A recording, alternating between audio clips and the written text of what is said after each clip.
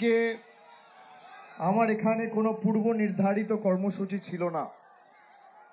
আমি গতকাল ঠিক করি এখানে আরামবাগে আসবো, পরশু রাতে কালকে সকালে আমি জানিয়েছি।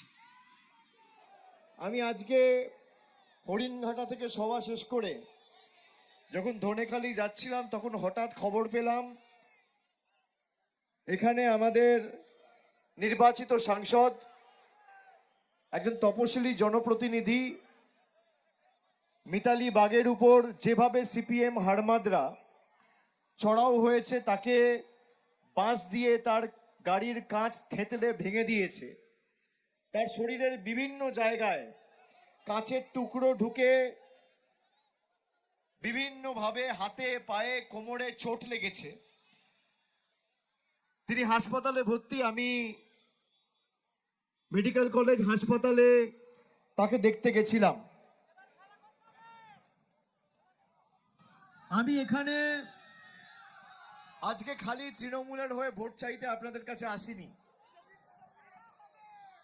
আমি খালি আরামবাগবাসীকে অনুরোধ করব, 29 তারিখ আপনারা যখন ভোটটা দেবেন, 21 সালে যে 11 সালে যে স্বাধীনতা আরামবাগবাসী পেয়েছিল, সে কথাটা মনে রেখে আগামী 29 তারিখ ভোট দেবেন।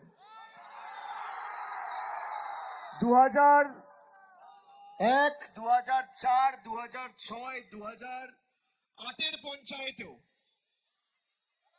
কিভাবে সিপিএম হাড়মাদরা আপনাদের পরাধীন করে রেখেছিল আপনারা জানেন।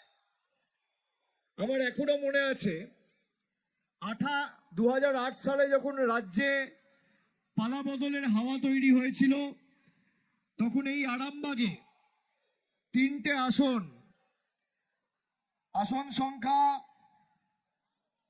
36 জেলা পরিষদ, 37 জেলা পরিষদ, 38 জেলা পরিষদ।